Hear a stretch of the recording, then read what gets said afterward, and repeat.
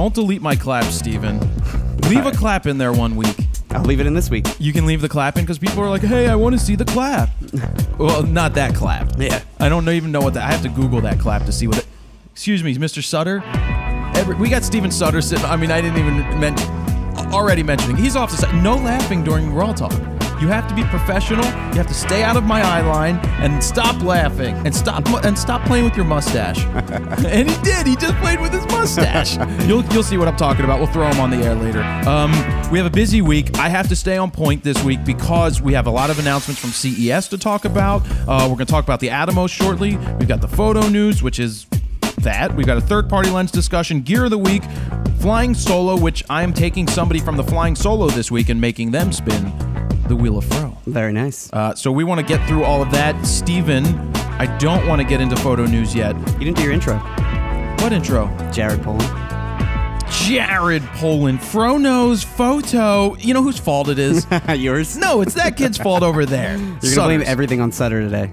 Jared Polin, FroKnowsPhoto.com. Welcome to RAWtalk episode number 68. I'm sorry I forgot my intro because if it was all that clapping. Well, now I'm just debating when to cut when I start to bring down the background music. I usually cut it off when you do the intro. Should I start over, Steven? No, it's fine. Don't ruin this. So I made a mistake, all right? Messed up. You keep interrupting me. The whole episode is ruined. I'm glad. Thank you for reminding me, because that would be bad if I didn't do my intro. Then you'd be like, should we do it again? Do we need to do it again? Just for the intro. Yeah. We'd be like, I forgot my intro. We're going to cut it in. Darn it. Yep. No. That one. Which you can't really hear him very well on the mic anyway. Nah, it's all right. It's not terrible. Good. We don't need them. So yeah, we have that busy episode coming up. I've got a bunch of questions for people and a bunch of things to talk about. And right before we jump into the CES discussion or the photo news, because it's mostly CES. Yeah. Is there anything from not CES? Yeah, there's a couple that aren't CES, but I would say majority of it is definitely CES. Gotcha.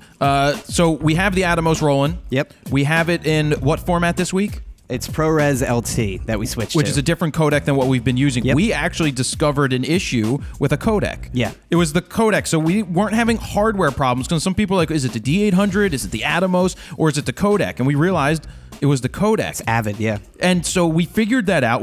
You were on the phone with like Australia for a couple hours. I was talking to Atomos' CEO for probably at least an hour or two the other night. How cool is that, though? Awesome. I love the fact that they're a small company that makes a fantastic product, and you can talk to the CEO. And he was extremely concerned. Like, he really wanted to get to the bottom of it. And we were just talking for probably at least an hour, and then we were trying to send him some files but it was just too large. Well, to we do over tested FTP. it out, and we showed it yesterday. But what's pretty cool? The honest thing is that we were using it at what, 36-bit. 36 megabit per second. Yeah, that was the Avid's DNX HD codec. Which is the lowest possible quality you could use the Atomos. And the reason we did that is just for the smaller size. File size. Because now our size is going to double. But what is really good about the Atomos, and I do have some points here to talk about, is obviously it's a high quality recording. And it's straight from the sensor. And now all this information's baked in from your settings.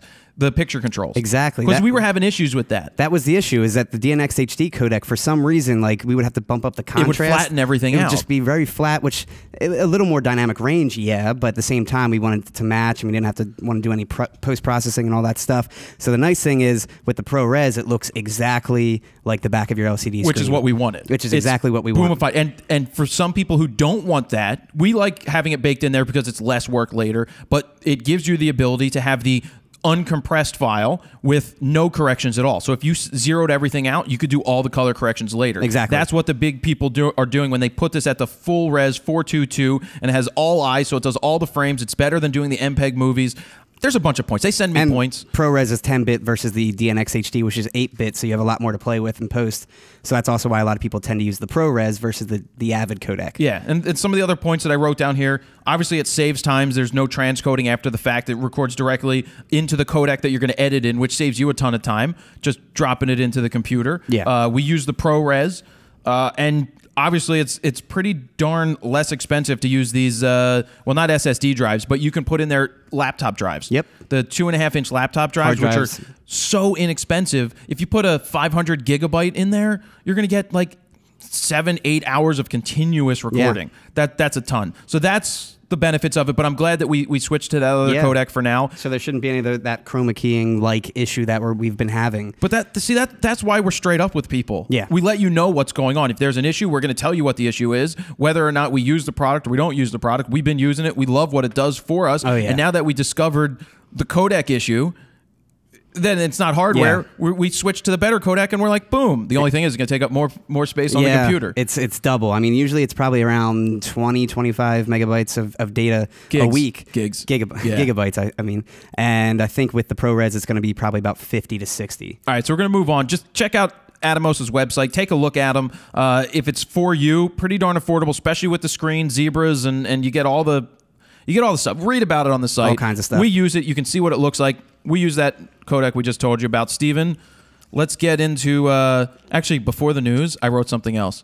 Oh, yeah? I have a date tonight. Ooh. Yeah, date. With who? Some girl. Some lady friend? She's a lady. I think she's a lady. Yeah. We'll see if I run into her in person. I just figured I'd let people know that because we had that whole rant about internet dating and profile pictures. Why, did people say something about it? No, but she has nice profile pictures. Profile pictures. She had this one's a winner. She had like 7 or 8 profile pictures. She's a doctor.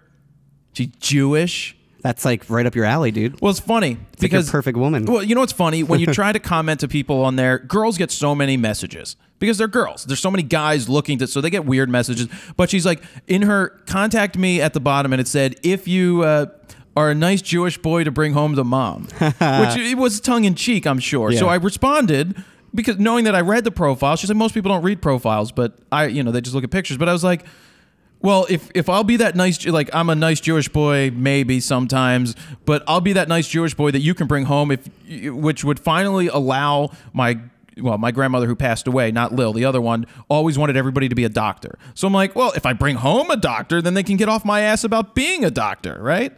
Anyway, I thought it was cute. And so did she. So I have a date. All right. Shut up.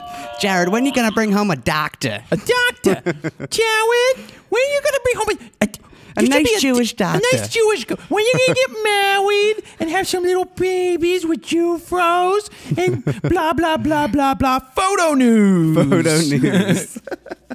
Obviously, CES was a big thing this week, so we have a ton of photo news as far as CES goes. Probably about 3/4, 75% of it. Can I say why I didn't go to CES this year? Yes, you can. I went the last 2 years. Okay. And the photo news, there's not that much of it that comes out of it. Well, especially this year. It's like done in the first... in October, we go and we see stuff at Photo Plus, and then they have CES. Now, the gadgets are cool as hell, but really, it's like a thing you can do in a day and a half. And there's really no thing unless I had meetings and stuff like that to go out there and do it. So chose not to go. Yeah. So photo news, we have Canon was obviously at CES. They had some interesting demos showcasing how the inner workings of their lenses functioned. It's a really cool thing. They had an STM display or stepping motor display. Also, the electromagnetic technology they used to control the aperture when shooting video was on display. And they showed off how their image stabilization worked inside their lenses as well. So they had these like pretty much cut open lenses showcasing how these inner workings work. I thought the really diaphragm thing was awesome. That was really cool. That was just so amazing watching how fast that moved and when they did the rapid aperture fire and everything. Oh, that was and then awesome. They switched to the actual shutter going up and down for stills and everything. But yeah, really amazing stuff. It just reminds you how complex these lenses are and just the reason why they're so expensive these days. What are you looking at? I'm looking at Sutter. I'm trying to see what he's doing. What are you doing on your phone over there? He's checking the time. I figured he's just sitting there counting the time until he has to change the clocks. I will say it's nice not to have to worry about the time for once because I'm usually like trying to pay attention at the same time doing that and checking the time constantly. Next up, moving on to Nikon. They obviously were there too. Hold on. I know people yell at me for interrupting, but that's the point. Well, as long as you let me finish the story first, I let you, that's all I care about. Because this is about Canon, so I'm taking you back to Canon. They didn't do shit during CES yet.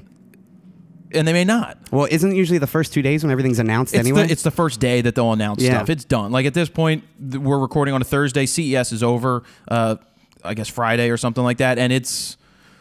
I'm surprised they didn't announce like something big thing. Yeah. They probably announced a new calculator. A new calculator mouse. Or a printer or something. Yeah, so that's it. Sorry. Back on the Nikon. That's cool. Nikon, they made a development announcement. saying that the Nikon D4S will be the successor to the 2-year-old No, wait, D4. hold on. Did you hear that? No shit. Oh. No, Is that seriously. the answer for that? I was like, no shit. Yeah. I talked to them, and when they told me this, there's like, so the D4S, we're going to have a development announcement. We're not announcing the camera. I'm like, you're announcing the camera. Just give me some freaking specs. Nobody can tell me, does it have 2 XQD cards? Does it have 1 compact flash and 1 XQD? Or did they totally get rid of it, which they probably didn't? I'm going to just take your news over for 1 second and just say that all they told us, and you can see it in the preview video that I did, and you can put that up in the photo news portion, is better autofocus and better image quality. Which is pretty much standard for any new upgrade camera. This just in. Breaking news. Nikon is developing the D5. Dun, dun, dun. It'll be out Did in I 10 just years. break NDA? I don't know.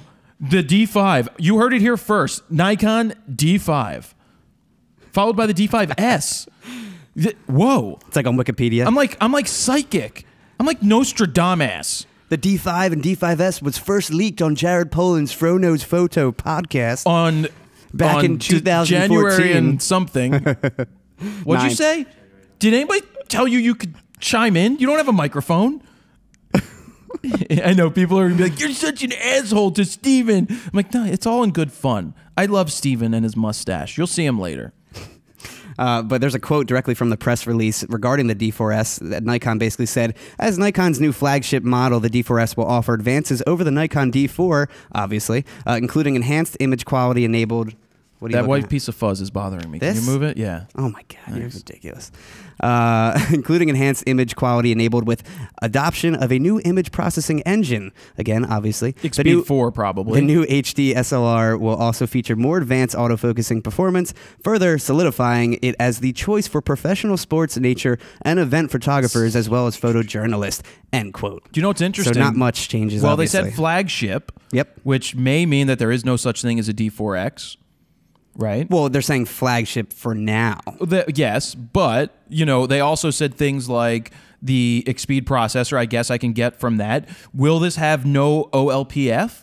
Like the D3300 has no OLPF. Maybe this one will not have a low pass filter. Or they'll maybe do like a D4 SE. No, they're not. They can't spend the money on that. Yeah. No, they would just get rid of it because I think they've gotten. I think the E must have been. Well, the E's a little different. It has a. It's a different thing removed. I thought that was just the low pass filter. I don't know. If, somebody told me it was something different. Like the two are. But beside the point, I think you're going to see most of the cameras get rid of them. I'm surprised that Canon hasn't done that yet. Yeah, on I their am too. end. But the images I can tell you from the D70-100 are sharp and contrasty right off the bat from that sensor. So I am selling my D4. I'm on the list at Allen's, on the top of the list. Do you always have to have the new model? At this point, honestly, I can afford it now. Yeah. But it's not like I'm going to drop $6,000 on the camera. I am going to sell my D4. And whatever money I make from that, which is going to be over $4,000. Well, especially because it's pretty much still a newer camera. If you, my whole theory and mentality behind this stuff is if you don't, like if I kept my D2X, what would my D2XS be worth right now? Not much at all. It would be worth, what, $1,200? And Yeah. the D3300 that you're going to talk about next is better than the D2X in terms of image quality at this point? Probably. I sold that. I went up to B&H, walked in there because I had a feeling that it was right when the D3 got announced. So I didn't know things from Nikon yet, but I walked up there and I sold it to them. I got like $2,500. I paid like $2,600 used at Allen's one day, I think, for it back in the day. So I got $2,500 in a check. I walked in, gave them everything, and they wrote me, and they print you a check right there, trading in that used stuff. And then the day after, they stopped taking them in trade because everybody was doing it. Yep. So I got lucky. So my whole thing is, if I dump it as soon as it comes out, the new one comes out, my body retains the maximum amount of money before it depreciates even further. So that if I get $4,500 out of it and the new camera is $5,500 or $6,000, it cost me $1,500 to upgrade after 2 years. I've made plenty of money off of this camera. Yeah, it's not bad at all. So that's my mentality. Lenses, different story. 5-6 years, you keep them. Bodies, I dump them. That's me as a professional at the highest end. That's what I do. I'm not saying you have a D7000, you get rid of it for a D70-100. That's a losing battle. Yeah. No, that makes sense. But moving on, the D3300, like you said. Was that a bad, like, do you get angry when I do that? No, that's fine. As long as you stay on topic. Yeah, I think it's when you go to these random rants and tangents that make no sense or they're on a different topic. Like I have a date tonight? Yeah, but that was, you started that before we even went into photo news. See, but now you're getting off topic. Will you get back on topic? Oh, my God. But the D3300, some specs for that they announced: 24.2 megapixel sensor, X-Speed 4 processor, the new one. The ISO sensitivity obviously bumped up a ton, 100 to 12,800, which is kind of the norm now, and also 5 frames per second. Let me just finish the list. Definitely geared more toward beginners, obviously. It has a new guide mode that pretty much gives step-by-step help cares. And an easy panorama mode. Yeah, but for the beginners, that's a good thing. No, read my guide. Full 1080p HD at 50 and 60p, which is great. That's also becoming the standard these days. That's the first Nikon to do that. Is it really? Yeah, 1080 at 60p. Nice. And the price, $646.95, and it's available in gray and red. So if you want a gray and red camera, that's obviously Did you mention it has a new 18 to 55? No, I did not. I wanted you to bring that up. Yeah, it has the new, well, that's a different lens. This is the 18 to 55. Yeah. Zoom. So that it's like 20% smaller and 30% lighter, or reverse. They're already so light. They are. I mean, look, what I was going to interrupt you with, and I took notes here. Steven's moving. Steven's moving in the background. Let's see. Hopefully he gets it right. I'll switch to the GoPro so everyone can see. Yeah, look at Steven over there in his tight rolled jeans. Is the light blinking? It better be blinking. All right, now get on. He's going to ask you every time. Let's go. Let's go. Quicker, you're interrupting the show. Oh, stop. Isn't this what you do to interns? This is what you do to me. No, I don't give you this much crap. Do you know how to use that Canon? You have that, right? He knows how to use the Canon more than the Nikon. What I was talking about, I was going to interrupt. Well, I raised my hand because I don't like forgetting, but then I get you off topic. The ISO having a range from 100 to 12,800 or 12,800. Nobody can bitch or complain any longer that if I say, oh, just bump your ISO to 4,000, they can't complain. Now, that doesn't mean, like, having ISO like this doesn't mean that it's a substitute for having better glass. Yeah. Still, glass is the key. And they have that new 18 to 55. And if anybody saw my Dirty 300 video, which I said Dirty 300 preview by accident, I'm like, yeah, the Nikon Dirty 300. They heard a different side of me. Less cynical. I didn't rip the camera apart because I looked at it from a beginner's perspective. It's a solid beginner camera. It's an unbelievable beginner choice. The fact that it does no OLPF, if it has the same sensor as the 7100, that's insane. I don't know why they have a D5300. I don't know why they have too many models. Have a low-end model, have a high-end model, have a full frame, and then 2 pro bodies, right?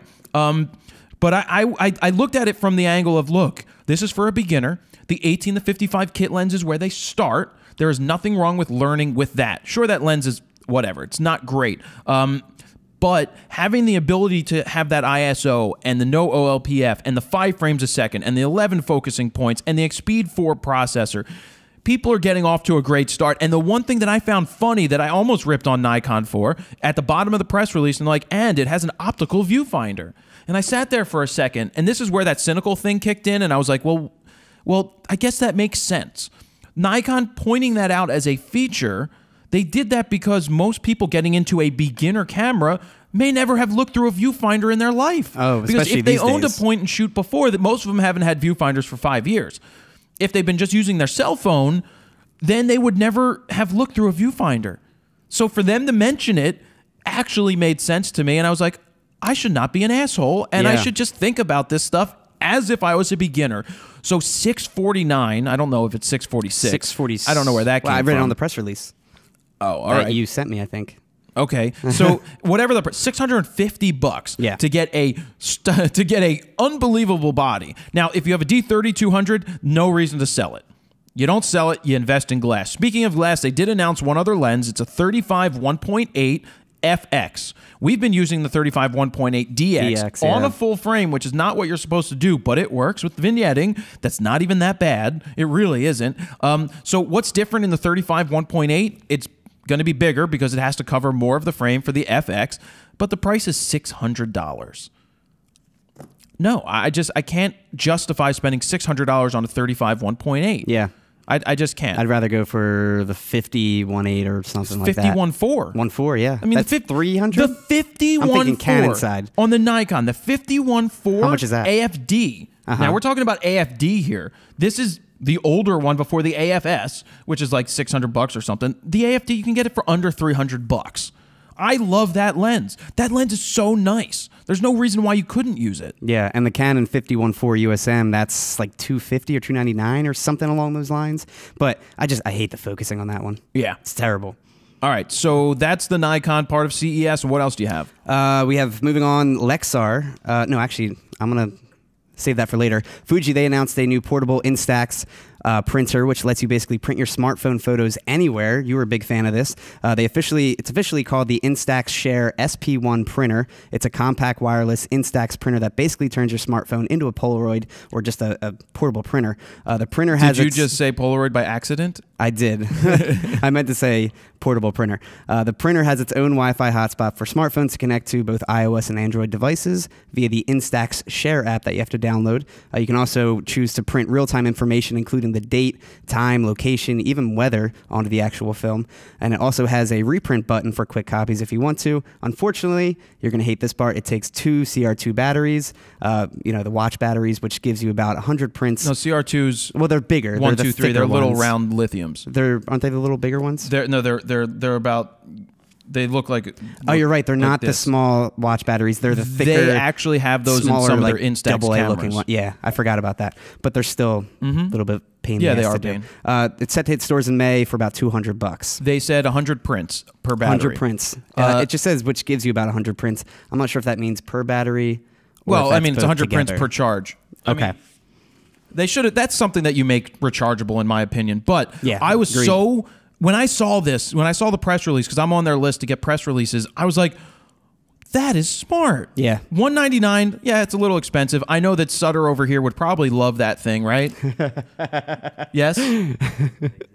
What, are you watching the clock tick down? Yeah, he said he wasn't paying attention. All he's doing is staring at the clock, which you can probably see him up on the fourth angle.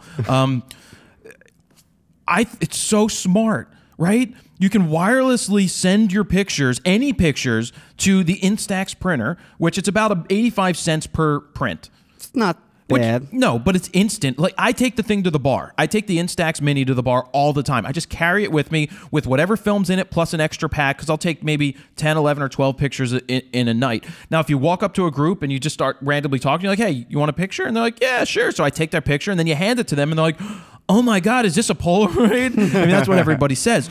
But speaking of Polaroid, you've got an Impossible Project, right? Yeah. They make the Impossible film, and we know Leora works over there now in Brooklyn because she moved to Brooklyn.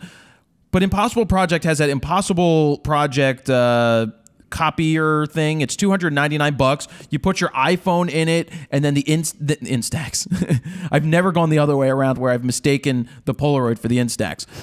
Where basically it's a copy. Do you know what it's called? I don't know what it's called, but I know what it does. Yeah, all right, thank you. I just wanted to know what it was called. Can you look it up real quick, please? It's just go to Impossible Project's website under products. So basically, it lets you take you put your cell phone on top, and it's like a dark room, and it takes the picture and prints it out on the Impossible Project film. Mm-hmm. How dumb were they for $300? And then Fuji comes along and goes, why not just wirelessly send the picture to the thing and print it? It's going to be better quality. It's going to be less expensive, and it's going to be awesome. I mean, I'm like, I got to get one of these. So I emailed them, and when it comes out, I think in March, I want to get one. It's cool. Does it take the same film as your... Same as the camera. Okay, that's not bad. Yes, Stephen? It's called the Instant Lab. Instant Lab, yeah. So the Polaroid, the Impossible Project Instant Lab, waste of money at $300, especially because their film is really terrible. And just the Fuji is fantastic. Fuji has done an unbelievable job with products. Yeah. They're just doing it right. Well, them and Sony, I mean, they're coming right back up. Yeah. Definitely getting there. What was that, Steven? They didn't hear it on the microphones.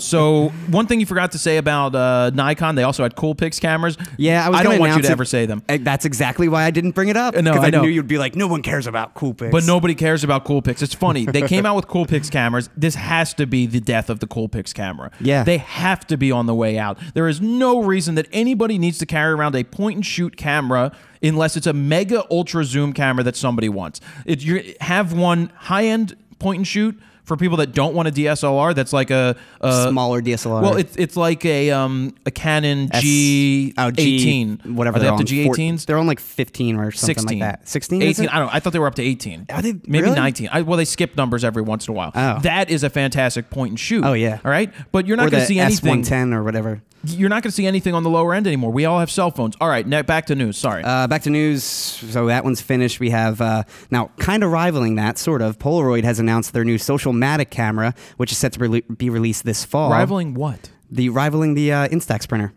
Okay, let Because me this hear is a this. camera that also prints as well. Let me Obviously, hear it's a this. Polaroid. It's an instant camera that is built around social sharing Wait, and Polaroid? printing. Polaroid, yes. Which is different than Impossible Project for anybody out there. Polaroid sold the name rights were bought by a company, and now they just put out crappy products. This looks cool, though. It lets you share the photos you take on social networks and also print them immediately. It's shaped and looks like the Instagram logo, and it has a 14-megapixel sensor on the front with a 2-megapixel sensor on the back for, you got to take the selfies every now and then. 4.5-inch touchscreen LCD, built-in Wi-Fi, of course, 4 gigs of built-in storage with expandable micro SD compatibility. All right, so as a print- and one last thing, will print on Polaroid zinc paper, which is zero Sucks. ink paper. No, sucks. If you've ever seen I've this never used Polaroid it. zinc crap, Bad. it is horrible. So I'm assuming the Instax is much better? Well, yeah, but everything that you just read out, every spec, 14 megapixels, battery, 4 gigabytes of storage, touchscreen. You just talked about an iPhone. Pretty much. You just. But it's an iPhone shaped like an Instagram. I gotta get it. Oh the my logo. God. Winner. No, but seriously, you just said a phone. How much is it? It didn't give the price yet because it's almost like not in really production yet. It's a more prototype. just an announcement. Well, yeah. they did that before last year. They talked about Well, this. because this is long rumored for the past 2 years, and they're finally saying they're going to do it. As a hipster, can you stand up for 1 second? Can I get him in here real quick? I want to ask a hipster a question. All right. Here, everybody, this is Steven Sutter. I do bust his balls, but there's a reason he's here, because he does a great job. He works his ass off. 19 years old. 18. Talk into the mic. Yeah, like make sure it's like you're kissing it. Okay. Then pull it up just a little bit. Right there. He's 18. All right, well, I didn't know you were 18. Thankfully, he's of age. But no, so first off, let me just say I appreciate you coming out here, help out. Second off, for anybody out there that thinks that me giving him crap is a bad thing, you got to think that he's sitting at the podcast table and the RAWtalk table right now. So there's a reason he's here, and there's a reason I bust his balls, because I like him, and I think he does a fantastic job doing what he does. Say hi to everybody. Howdy. Nice mustache. Thanks. He is a hipster. So being a hipster, you just heard what he talked about. You'd probably want to get that camera, wouldn't you? No. I'd rather have the Instax. I like the instant film better. Right. Yeah, well, but he also has a camera named Leora, which is a Holga. Yes. That slam piece Holga put together. Anyway, that was it. So you don't want that. You would rather have the other one? I'd rather have an Instax camera, yes. Yeah. That's good. What are you doing over there, Steven? Just checking levels, that's all. Just making sure, because I don't want anything to be wrong. Yep. So that's cool. That's it. That's all I wanted you. Are you watching the clock? Yes. All right, get back to watching the clock. Cool. Thank you for coming on and being a hipster. Oh, and tell me how to. I want you to make a video for how people can tight roll their jeans. Oh, and then before that, tell them where they can find you on Instagram so they can follow you. Okay, my Instagram is Steven_Sutter. It's spelled the same as STEPHEN _SUTTER. All right, thank you. All right, see ya. All right, well, welcome back. I thought that was good to just throw him in here No, that's cool.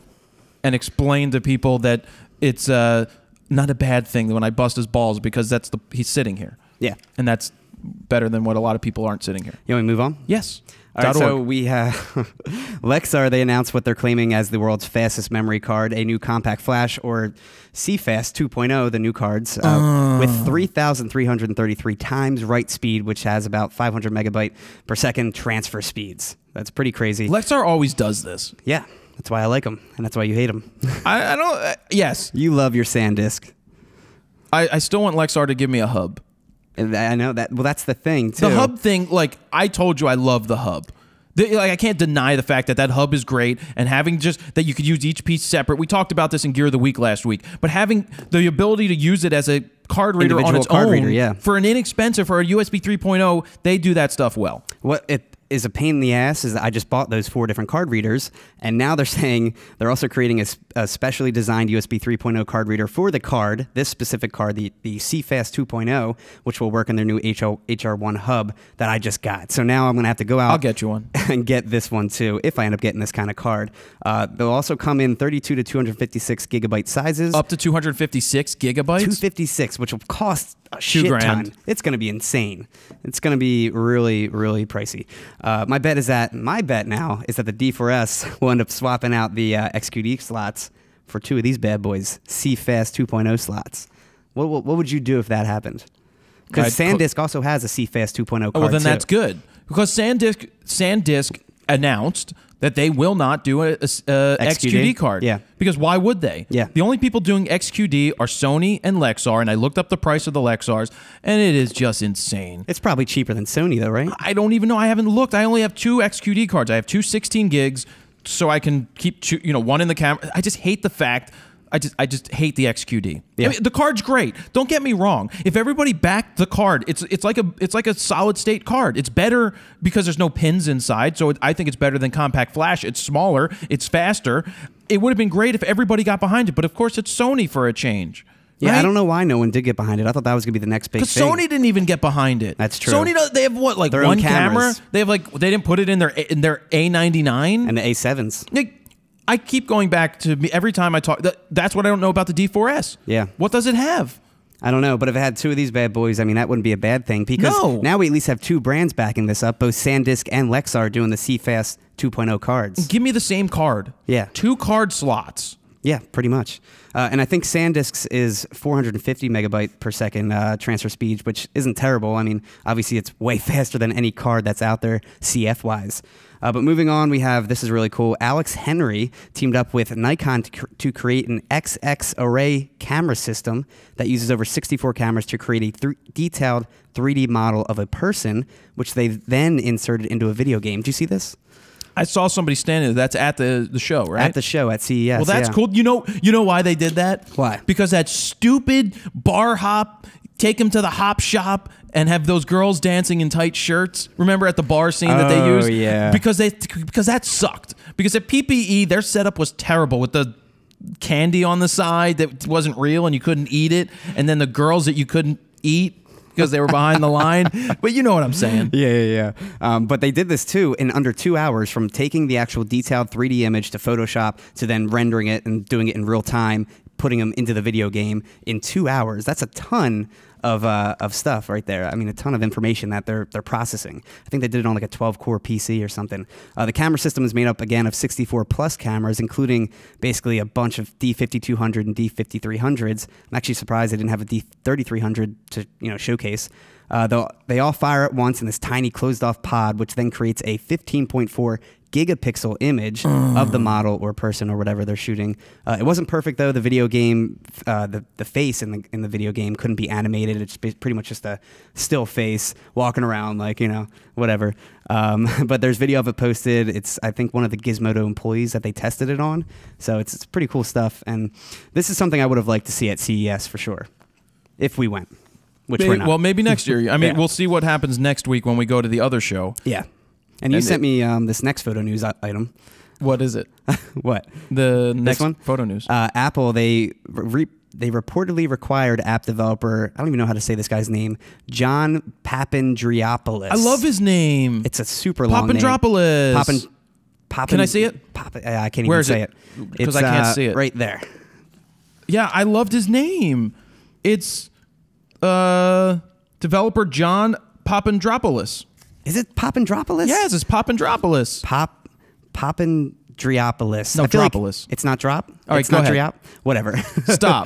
Collaborate and listen. Ice is back with a brand new invention. Something grabs a hold of me tightly. Something daily and nightly. Will it ever stop, yo? I don't know. To the extreme, I rock a mic like a vandal. Light up the stage and wax a chump like a candle. Dance. When I'm out. Do you know he's kind of like a hipster now? I love Vanilla Ice.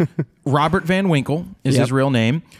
He's like on some Amish show. He has a house renovation show. He had like a rock band that he went to, a metal band I think he did. He's like all over the place. I love stuff. Vanilla Ice. You know what? I'm gonna reach out to it. You probably can I'm going to actually call talk to him Vanilla too. Ice and get him on a podcast. I will go to Florida to see him and do it. I'll go with you and we'll record a legit podcast. Well, you're supposed to come with me to these things. I have that companion pass, remember? Oh, yeah, that's true. So the whole point is I can fly the whole year. If you can, work here full time or get more time off from the other place and we can just pick places to go. I literally want to pick places in each state and just go to landmarks and record a podcast, interview people, meet fro readers in every single state in this country. And so how a companion pass works is basically I buy a ticket on Southwest, and they're not an advertiser. If anybody knows Southwest, anybody at Southwest that has connections, I would like them to be a sponsor of this part of the traveling show that we want to do. You love Southwest. I like Southwest. I don't like the fact that out of Philly, they primarily don't fly direct many places. But out of BWI, which is in Baltimore, they fly direct out to like 80% of the destinations out of there are direct. I wonder why that's not 2.5 Philly? hours away because that's their main hub, I guess, down there. Yeah. But so how it works is if I buy a ticket, I then call them back and I go ahead and designate the companion pass, and you would fly free with me. That's awesome. Or, yeah, you, because I'd put your name on it because I don't have a girlfriend. Unless tonight goes well. Unless the Jewish doctor. Unless a Jewish doctor would like to go traveling with me. And then I would buy you an extra ticket and bring her along. Okay. So either way, you're going. Either way, it works out. Yeah. I think we'll definitely be able to go to a bunch of places this year for sure. All I want to do is make a zoom in the boom boom. Just take your rope. This is what I got to deal with, Sutter, all the time. But no, that's I don't know what I was going for. No, I would like to pick these different places. I want to go to Maine, not right now because it's cold. I want to go to Maine. Freezing up there. I want to eat some good food in Maine. I've always wanted to go to Montana. Really? I don't know why. I want to go to a dude ranch. I want to ride some horses. Dude Ranch and listen to Blink 182. Why? Why Blink 182? Because they have an album called Dude Ranch. Oh, they do? Yeah. What songs were on it? I can't remember the song specifically, but a bunch of the classics. So if Steven comes back, he won't be here next week because we'll be in Vegas recording a show, hopefully. I think we're going to do photo news on the Strip, maybe? Hopefully. Yeah, hopefully. Maybe we get you a computer set up over here next time and you can look stuff up and then throw it back at us. And then you can hook up a new microphone, a third microphone like you used to. Oh, yeah. And maybe he can then occasionally chime in with what he discovers, like fact checking. That'd be cool. Wouldn't that be pretty cool? Yeah, instead of me looking it up on my phone real Gizzy quick. used to do this. Gizzy, long time ago. You didn't even meet Gizzy. I know who he is. You know Gizzy O'Toole? I've met him before. Oh, at my party. Yeah. Gizzy O'Toole. Yeah, and his son, right? Yeah. Luxor. What's he, like a year now? He's like maybe 2 years, probably. Is he really? Luxor. Wow. He's named Luxor. Yeah, I remember when he told me the name, I'm like, that's badass. Luxor Gibson, right? I don't know. Luxor Gibson, because it's named after some kind of guitar. Yeah. Because he's a guitar. That's what Gizzy's awesome. First off, I love Gizzy. His company's name is Gizzy Style. Nice. He's like, should I go with my name? I'm like, no. It's pimp status Gizzy right there. Style is awesome. Anyway, we digress. We went off on a tangent there. Where was I going? I don't know. Something about dude ranches. Yes. So I want to go to Montana. I've never been there. So I want to go to a dude ranch. It would be great to just go there for a week and just do farm type, dude ranch type stuff, like City Slickers. Have you ever seen Find some City fake Slickers? gold. Yeah, I've seen 1 and 2. No, that was 2. I'm talking about 1.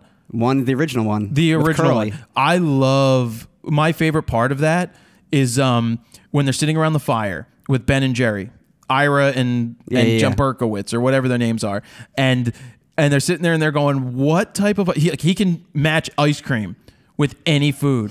So they're like, just they name the worst food, and he's sitting there and he's like, rump raisin, and then he's like, yes, and they're like, well, how do you know he's right? Because he's always right. I just love that movie. I don't know how you remember these random parts. Because I've watched that movie 8 million times. I mean, I've watched Forrest Gump a billion times, but I can't like specifically tell you off the top of my head like apart from that. Like I'm saying like name a part. I'm trying to think the part where Lieutenant Dan's walking across the street and he slams on the. Sure, why not? But he's not walking across the street. He goes. Forrest goes to see him in New York for New Year's. This is right before they pick up the hookers. Oh yeah, I remember. He's rolling across the street and the cabbie stops and he goes, "I'm walking here. I'm walking here." Have you ever seen Have you ever? I know I love Forrest Gump. Lieutenant classic, Dan, dude. you One of my have favorites. legs. That's kind of where I got the Jaleel thing. Jaleel, you have legs. You ever seen Three Amigos? Who's in it? It's all the guys from the '80s. Martin Short. I don't think I have. I want to say I have, but I Three don't think I Amigos have. is fantastic. All right, At least I can't think of it. Back to this. All right, back to news. Are you sure? Yeah. But no, that was a good sidetrack because I want to go to Montana We went from Montana to movies to wherever. because everything triggers something. Did you just laugh? Put another quarter in the jar. The laugh jar. But Apple has reportedly again acquired this app developer, this guy John Papandropoulos, an electrical engineer. Speaking of Papadropoulos, Let me just finish. have you seen? It's the Vegas Vacation. Yes. His name was Papa Giorgio. Oh yeah, Mr. Papa Giorgio. Mr. Papa, and he leaves with 4 cars, and he's like, "How'd you win?" He goes, I put $1 in and I won. I put $1 in and I won. I put $1 in and I won. I put $1 in and I won. Didn't you win like the Viper first? He or won something? all those cars. Yeah, that's awesome. All right, sorry. Back to Papadropoulos. But he's an electrical engineer who studied at the University of Melbourne, and AKA he goes by the name Snappy Labs. At least that's the name of his company that he's the only sole employee of. Because he has an app. Yeah, exactly. He created the SnappyCam app. It's an iPhone app that allowed users to take full resolution pictures at 20 to 30 frames per second. Now, Apple has yet to confirm the acquisition, and terms of the deal were not revealed, but we're pretty sure that they grabbed them. However, the app has since been pulled from the App Store along with Snappy Labs' website. So here's the hoping Apple utilizes this guy and makes their camera app even better. Maybe shoot 20 to 30 frames per second, Which, standard. Honest to God, I got the 5S. You have the 5S now. So fast. I didn't realize it did 10 frames a second. It does 10 frames, and you can it'll pick like the favorite one for you, which is nice, and delete the rest of them. Well, how do you know that you don't want to keep? I didn't You want can to go try through it. all of them. You can do it in burst mode, and then you can go through and you can select the favorite one, and then it deletes the rest. It's and pretty keeps cool. That one. Yeah, it's pretty really cool. Nice. So this Snappy Lab, this is cool, guys. One guy owns a business, created it himself, only employee, creates an app that people love because it did 20 frames a second at full res JPEGs. And they picked him up. I mean, that's the future here. You want to get a business, you do your own stuff, and then people are going to acquire you. Oh yeah, all right. Especially Apple. I mean, that's one of the probably the biggest company we have right now for apps. Yeah, go and ahead. I think he also created like a custom JPEG algorithm too to make the 20 to 30 frames per second to make that possible, especially when it's full res JPEGs. So they're probably going to take that from him too. Moving on, designer Scott Sherwood has come up with a great DIY idea and put old slides to good use by making a curtain out of them. He wanted to keep consistent patterns, so basically pink is at the top and the slides go down according to the color spectrum. So you have pink, red, orange, yellow, green, blue, and finally purple at the bottom, your favorite. The curtain houses more than 1,000 slides, and the shadow pattern is just incredible with all these different colors. So he's got this curtain, again, made out of all slides. When the light hits it, you just have this color spectrum everywhere as far as the shadows go. It took him 4 months to make, though, which is a little ridiculous, and it's made up of 1,152 slides for a 6-foot by 5-foot and 7-inch curtain. So it's not an easy concept, but it is a do-it-yourself thing that you could put together if you wanted to. Really cool stuff. You can check that out on the website. And then moving forward, we have, this is something Sutter will love, a new DIY pinhole camera called the Original Pin, which is made of wood, is featured in a new Kickstarter campaign. It offers 3 different faceplate options. You put the whole thing together, you use wood glue, all that kind of stuff. It uses 35mm film, so there's no special film needed. For anyone that's listening to the podcast, you got to check out the video because Jared's making ridiculous faces as I'm reading. Oh, I'm sorry. You lost me at pinhole camera with different face plates. Yeah, blah, but blah, still, blah, it's blah, a pretty blah. cool Kickstarter campaign for kids like Sutter. Now, it already reached about 3/4 of its $10,000 goal already at the time of this recording, with another 5 weeks to go. And the kit starts at $55 and will begin shipping in April, assuming the campaign is successful. Yes, Jared, you can speak. So remember that Firelight thing? Flight? Yeah, or that whatever. thing. Yeah, it didn't make its I heard. goal. Well, what was the goal? Was like, wasn't it like The 300 goal grand? Was, no, the goal was like 25,000 pounds or something, or 30,000 pounds. I thought that was Sutter, fact check. Not right now. Next week. I thought that was the one that was like 250,000. No, it wasn't that much. It was like 35,000 pounds because it was done that way, and it just wasn't a good idea. Well, I think it was a good idea, but the way well, first of all, I think the goal was outrageous as far as money goes, and then second, I think they should have tried marketing as like more of like for retro cameras, not for the camera that you're going to use. To tell me that, oh, Jared, well, go put your D4s in the. Sorry, I don't have a D4s. Soon to be D4s. At least I said D4s and didn't say D3s. D4s. Well, for anybody that didn't see my preview video, I made the video. I said, what was that noise? That's stupid. Outside again, the crane dropping crap on my car. Probably. Are they picking my car up and moving it? No, not yet. I made the preview video and I said D3s, not knowing it, 4 times. And the 5th time I went to say it, I said D4s. I didn't even notice this, so I just basically did a voiceover and cut it in there. It's like, and the new D4s. I would never take one of my current models and just leave it sitting around. Well, a $6,000 camera, you know. I leave it sitting on the floor all the time. Leave it sitting but on the that's floor in my all the office time. on the cushy shag carpet. On your shag 70s carpet. Yeah, man. You know what? Yeah, I should baby. I should replace the carpet before I have that desk made with green shag carpet. Why green? Because that's what people did in the 70s. Lime green shag carpet. I'm going to do that. Fine, why not? Because it's going to be the shag. You shouldn't get rid of that one, though. It's super comfy and pretty new, I want to say. It's probably 7 years old. Is it? I'm looking into that. Note, Steven Sutter. Jared, check out shag carpet. Welcome to my world, dude. You're going to be his personal secretary now. No, I don't need a personal secretary. All right, moving on. How much time are we into this? We're definitely in a lot. What does that say? 46 All right, you need to hurry up with your news. I'm hurrying up. All right, so we have a really creative pair of French photographers created tiny worlds using minifigurines and food. Actually, this is the last story, I think. The photographers Akiko Ida and Pierre Javel. First off, Akiko does not sound like he's French. Well, apparently they are. They're both French. That's what it says. Is it Akiko Jacques Sois? No, it just says Akiko Ida and Pierre Javel.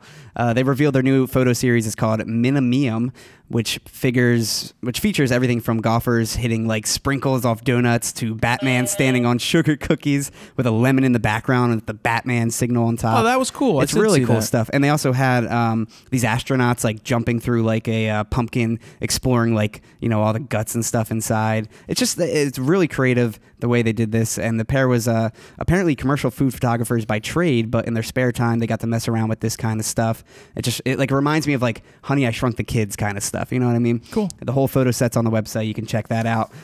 Again, another person that just took a small idea, no pun intended, and made it their own. You know, made it creative. Are you checking the cameras? Just making sure that one's blinking. But that is it for photo news. That's a ton of news this week. A lot of CES stuff. Actually, not as much CES stuff as I originally wanted. I'm glad I didn't go to CES for the photo news. You would have hated it. I would have been. You know how I would have been. We would have been there for about a half an hour, and you would have been like, "Let's go home." But CES is a sight to be seen. It is fascinating to walk around there and see all the tech and go through there. There's side rooms where it's the little companies that you never heard of that are trying to get seen, and then you got things we didn't talk about like the MakerBot. The MakerBot, yeah. I love. Anybody who doesn't know what the MakerBot is, they are the. I'm just gonna call it the Apple of 3D printing. They're the cool company. They got acquired for a lot of money last year in 2013 by a larger 3D printing company. 3D printing's been around a long time in the industrial space, and they've done, you know, they make huge $500,000 printers and things like that. Well, this company acquired MakerBot, and I think they're letting them stay autonomous on their own, but giving them help with giving them technology and things like that. So MakerBot announced three different models this time. They had a massive one that printed like a Halo helmet or something in it, so you could probably do a Darth Vader mask or a Fro Vader mask. You would love that. That's expensive. That was like $6,000 or almost $7,000, which isn't that bad. But that's totally worth it. Well, yeah, and the MakerBots are so awesome. They're cool. Do you have to like get like material for it? Well, yeah, they sell the filament. So how much different is that colors. expensive? Now the filament's like maybe $45 a roll. It's not that expensive, but when you're printing more, obviously you're using more. Then they have a mini. They have a mini one that they're coming out with, and then they have the one that's a little larger, and they just look good. They're on their 5th generation, and they talked to the CEO's father, who works for the company and does marketing. I actually sat with them last year. We went to their party in Vegas. Oh, nice. They had it at the Pinball Hall of Fame. They invited Ari and I when we went out and did that, and also on the bus, basically from the hotels to the convention center is like a 20-minute drive. So they have buses. CES does a fantastic job. They run buses. They're all free, and they run them nonstop. And behind me was Bree Pettis. He's the founder. He's the CEO. And when did they start the company? It's probably 3.5 years. That's it? 4 years. Yeah. I mean, it was a Kickstarter project. I thought it was been around for a while. No, It was they Kickstarter. It started Yeah, it was a as? Kickstarter. I know he was working with another guy, and then it just became him. And you know how that stuff happens. That's People amazing. have different visions. Yeah. But really, the first model, they would send it to you, and you had to build the whole thing with the extruder and everything. It was pretty cool. Well, it's hard to do, but now they're on the 5th generation. What his father said, he said, to put it in terms of computers, we're in the 1980s right now.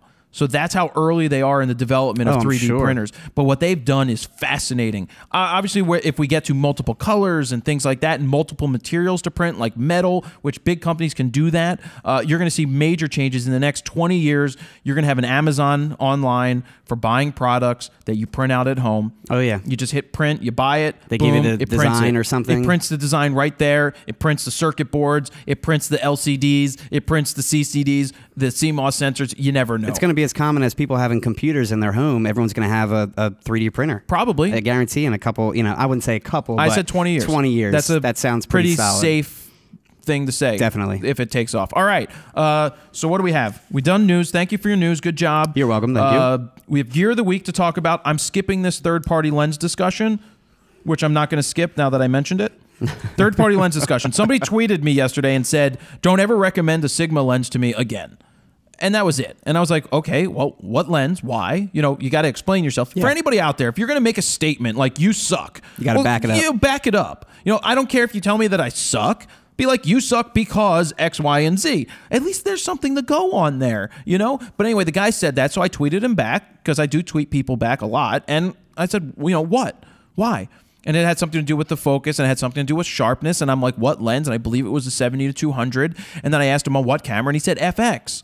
And I responded back, and I'm like, a lot of people yell at me when I just say, buy the best glass, the best of the best. And I think that the Nikons, the Canons, the Sonys, the people that make the glass for their first party lenses, is it good? Is it blinking? You sure? Because if you messed it up, I will be Sutter's changing the upset. cameras for those wondering. Can you go check? It's fine. No, double check. No, I'm not checking. I want you to double check. No. Come You on. need to have faith. I have no faith. I have no faith. It's good. Steven, can you make sure it's blinking? Like again? And can you walk lighter with your hipster boots, please? It's not blinking. Is the battery good? It's actually blinking, and it's half battery. All right, good. I checked the battery Where was in the I beginning. going? We were at 98%. Before I got distracted. Everything's good. You were talking I don't even The guy on Twitter. the Sigma. Yeah, so a lot of people in the past are like, oh, all you do is ever recommend the really expensive stuff. There's a reason I recommend the expensive stuff. And being that he had full frame, I say this all the time. If you are on a full frame camera, you buy the lenses that company makes. Heard that. The Sigmas are fantastic. They have done a great job with product and quality control. They've gotten a hell of a lot better. Sure, there's bad models, but there's going to be bad models of the Nikon, Canons, and Sonys. You may just get a bad copy. That happens. They haven't replaced the 70-200 yet. They did announce a 50-1.4 over at CES. Nothing special, new lens, but it's part of their art line. They've done a great job, but I still will invest in the Nikon and the Canon glass if that's what I have. And I say that, and the reason I recommend the Sigma on the lower end is because you're not really going to tell much of a difference with a 17-50. I mean, I think you will with the 17-55 Nikon, but I think a 17-50 2.8 is a fantastic option on a crop sensor lens. It camera. is. So, all right. So And that was that. It's an option that they can afford too. It's an affordable option in general. I have gear of the week right here. This one came in from Newegg.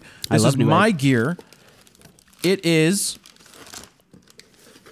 a 4 terabyte hard drive right here. Why did I get a 4 terabyte hard drive? It's part of my backup plan because everybody needs a backup plan. That's an internal hard drive, huh? It's an internal because I have a docking station. Oh, yeah, you do. One of those, I have to find it. That's what I was looking for earlier that I couldn't find in one Buried of the in your boxes stuff. from when I moved. But I think I have it somewhere. If not, OWC has it. It may cost me $50 or so to buy a new one, to get a Firewire one to plug into here. But the reason I got a 4 terabyte is I can offload from my Drobos all my photos, all my photo archives, all my RAW files, and almost all the video that I've done over here. We need to back up yours. I need to get you another hard drive, right? Yeah, mine's my 3 terabyte drive is probably more than 3/4 full. I'm just going to order you like a 4, or I would just give you a Drobo. Well, I want either a Drobo or at least a pair so I can do some backup options.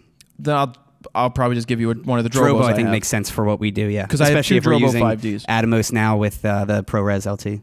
codec. So either way, I got to do that. But the reason I got this 4 terabyte is I can offload the data onto here and then send this drive, send the physical drive to Amazon Glacier, to Amazon. Yeah. Because Amazon offers deep storage. It's going to be like, I think it's like $10 a month per terabyte. So yeah, $40 a month. It's money that adds up over a year. But I mean, it's like $500 for a year. But as a last resort, to have all of my files secure somewhere, that if a fire happens, an offsite option. If the sprinkler systems go off or something, and I need to have all of my stuff backed up somewhere. Yeah. So Amazon Glacier is where I'm going to send this. They charge you, and they send you your they send this back to you, but they charge you for the time that it takes to offload it. But that's the way you get it, because you're not going to transfer 4 terabytes over the internet. Yeah, I kind of wish they supplied you with the hard drives, and then you basically put everything on there and then mailed it back, and then they kept the hard drive, obviously. I kind of wish they did that. But then again, people breaking them, like, just send us a drive. Yeah. So they did that. Yeah. So anyway, that drive cost me $170. It's so for cheap 4 now. terabytes. It's so cheap these Inexpensive. days. Inexpensive. I mean, it's everything's relative. Yeah. But I know that Adam, I believe, is buying a new Drobo 5D because he's going to get a new iMac, and I'm going to be getting a new one at some point. See, I don't know much about the Drobos. Is that like the new version or something? The 5D, yeah, it has the USB 3.0, which is you'll be able to use that, and the Thunderbolt. Well, I'm getting a new PCI slot that's just 3.0 inputs too. So I think I'm gonna have 4 or 8 depending on how many I get. So I'm gonna probably hook up. I already have 4 or 5 different USB 3.0 devices that support that, so I'm going to have about 3 extra ones. One you ready? for Drobo. Flying Solo? Let's do it. And Wheel of Fro, it's coming from the Flying Solo. First question here. We're not ready for the wheel yet, Steven. Is he doing the wheel? Does he know what he's doing? Yeah, we didn't even practice. I did. Oh, you did? I told him. Oh, all right. That's what I like about that. This. So first question here. It's from Elise Cooley. I think she put this on Facebook, and it said, so the debate in one of my groups is whether anyone should ever do any work for free. For example, if you are new and don't have a portfolio built yet, some say, yes, it's okay to do some things for free to build up your portfolio. Others say, no, it's not okay because companies will always look for someone to do it for free, thus diminishing the value of photographers even more. So and I responded to her there, but I'm also going to respond here. There's 2 ways to look at it.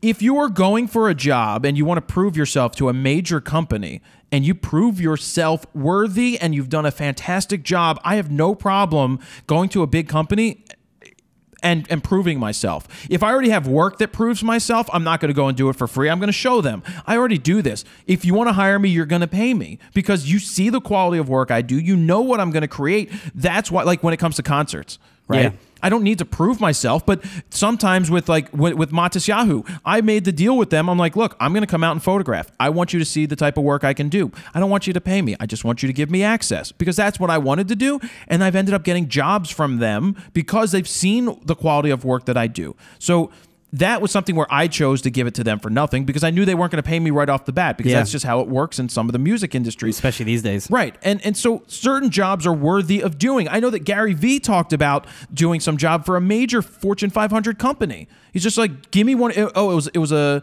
think it was the Jets or it was some sports team. Maybe it was the Knicks. He did it for free. He said, give me one player's Twitter account to do and I'll show you what I can do. Yeah. And then he blew it up, right? And then he blew it up and that turns... like, wow, if you can do that with that, what can you do with this? With the team, I have no problem with proving yourself. But if you've already proved yourself, well, he's proved himself in other situations, you have to pick and choose. If a company comes along and is like, we don't want to, they do this all the time where they're going to go hire people for free and then just move on, then they don't care. Yeah. Then don't give them anything for free. Like, I know that Steven shoots houses. Sometimes maybe for a realtor to shoot a house for nothing, to show them what you can do is worth it because they may not know what you can do. And to show them that it's worthwhile and to work out a deal with them is good. But when they're like, hey, give me a discount for the first one, I'll be like, you know what, hire me for the first one. You know what, I'll give you a discount as we move on and do more. Yeah. I mean, stuff like that. Instead of giving me a discount, I'll give you the 4th one free. That's exactly did anybody ask you to chime in? Did anybody ask? He said that's exactly what he did. Did you get that information from me? You don't have a microphone, so you just speak louder. Okay. Basically, when nobody's gonna hear you. All right. Well, they can hear him. Can they? All right. When the realtor came to me, she asked me to shoot a house. I wasn't that experienced with real estate. Do you want to just walk off? I wasn't that experienced with real estate, so I just did the first house for free. And then after that is when I started getting paid. Thank you, Steven.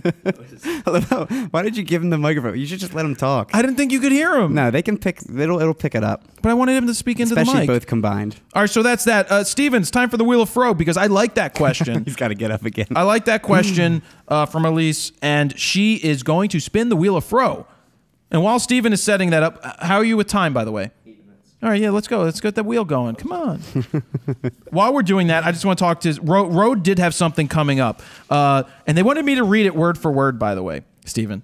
They want me to read it word for word. Oh, yeah? So, our friends at Rode Mics have let me know that they're gearing up for a huge short film competition that is kicking off at the end of February. Along with some of their industry friends such as Adobe, Zeiss lenses, Blackmagic cameras, GoPro, Red Rock Micro, and many more, they'll put together some killer prize packs that total over $50,000 in filmmaking gear. There will be a major announcement in the next month, but in the meantime, go ahead and like them over on Facebook and follow them on Twitter so that you can get more information about the contest. But honestly, you know, I read it word for word, but I think this is in the wrong place. No, it's fine. It's not far enough back. It doesn't matter anyway.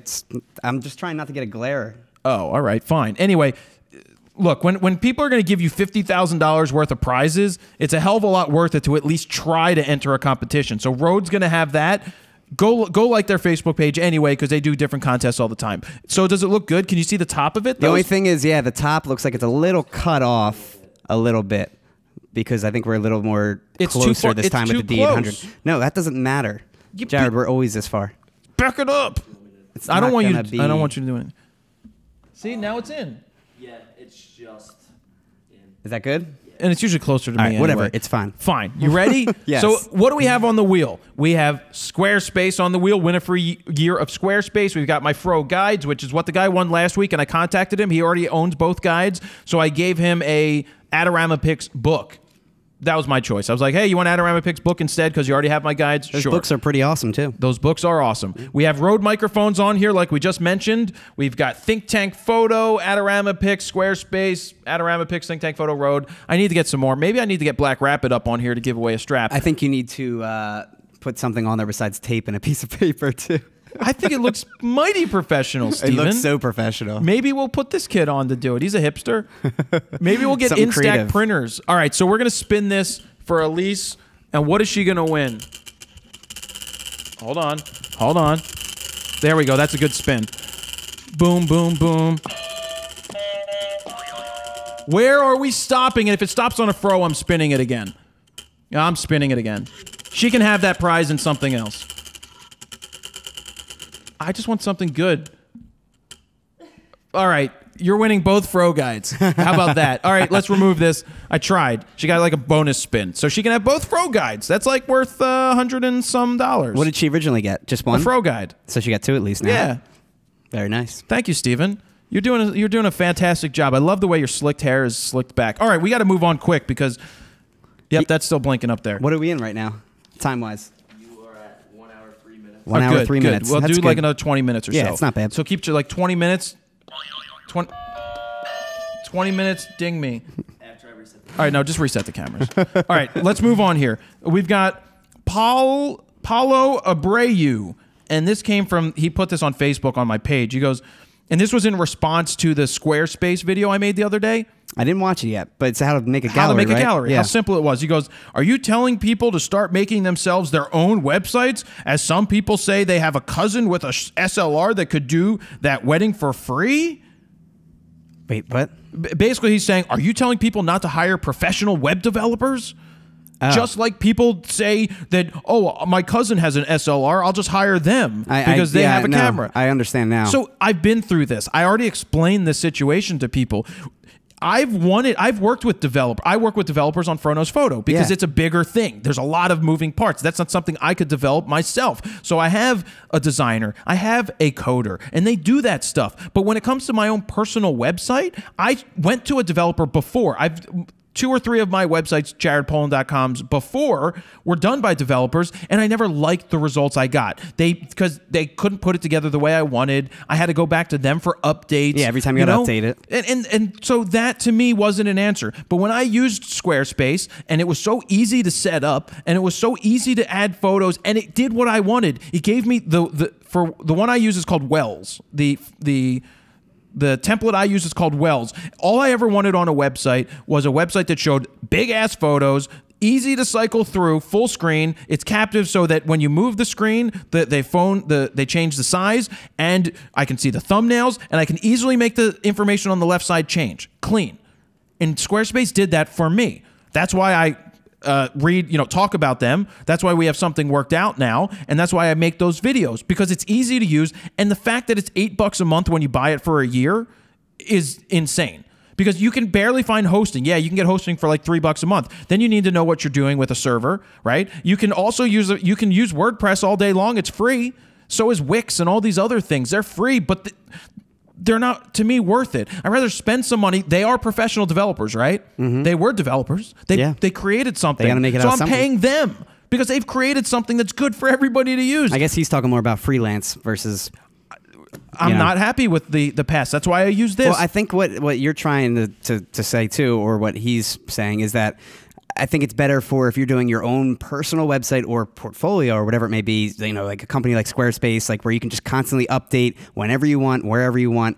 That's a thing to go to. But I guess if you even for businesses, Squarespace does it as well. I agree. But I guess business side, I mean, that's something maybe you also want to look for a web developer too. But or. I don't even agree with that anymore. Either or. I don't agree with it anymore. But because I'm just saying it definitely Squarespace is better option as far sometimes as what's funny about web developers is a lot of them now they'll develop on WordPress and they use all the plugins that are out there.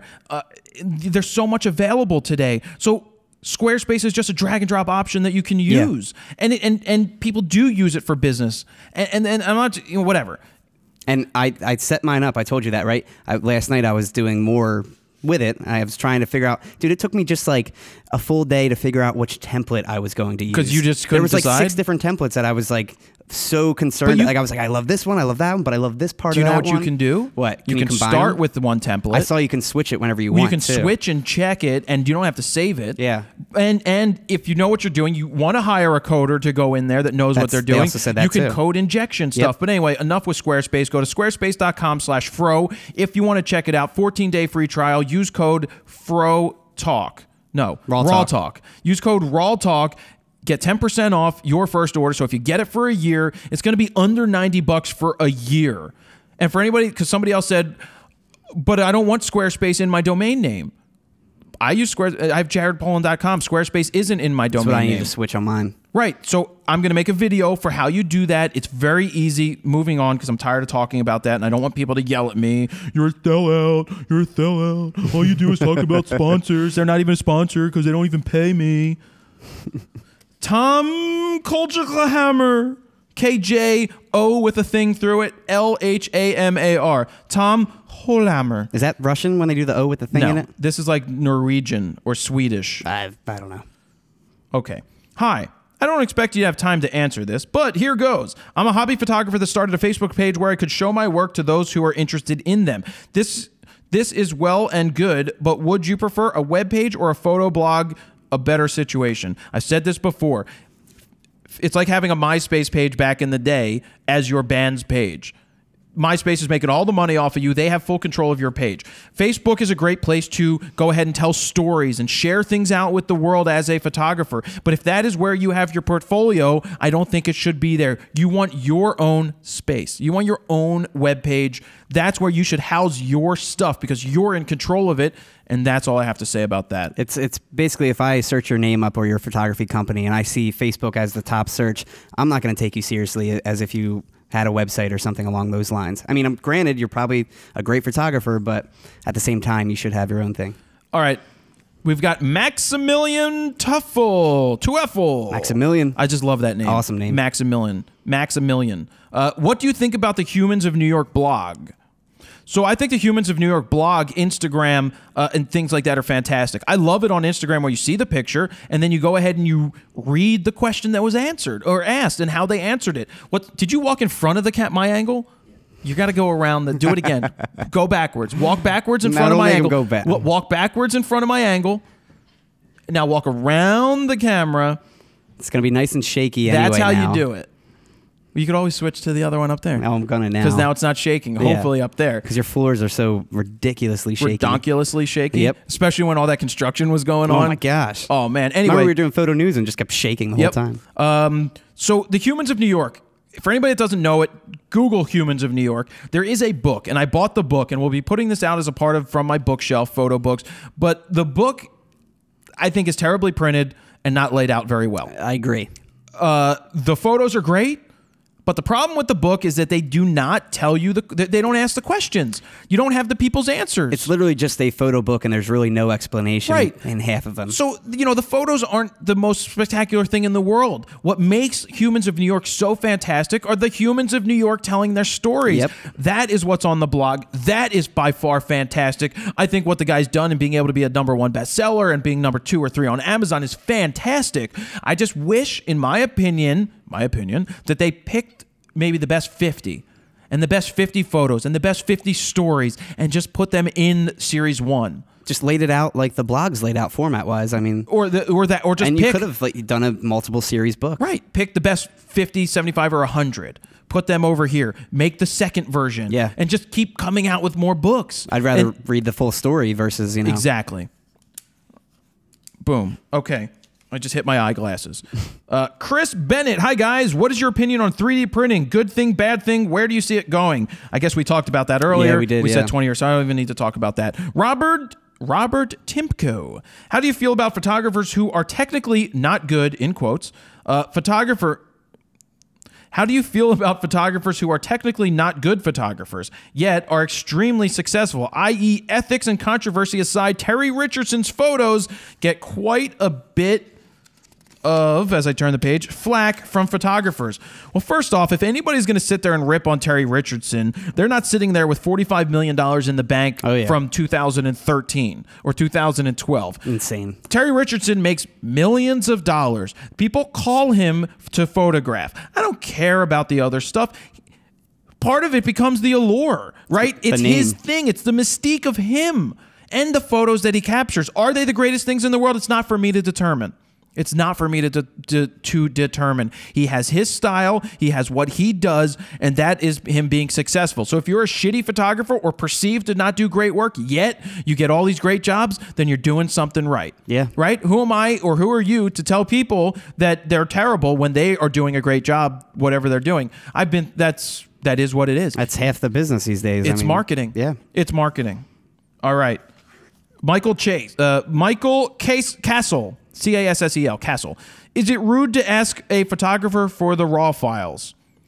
She takes great photos, but over photoshops. The only way to get family photos with a 1 month and a 1 month old and a 3-year-old is have someone else take them. I don't understand the last part of that, but we'll take the first part. Is it rude to ask a photographer for the RAW files? So this sounds like a family member of his, right? I don't really know. I was gonna say, why doesn't he just take the photos to begin with? In general, do you think it's rude to ask a photographer for the RAW files?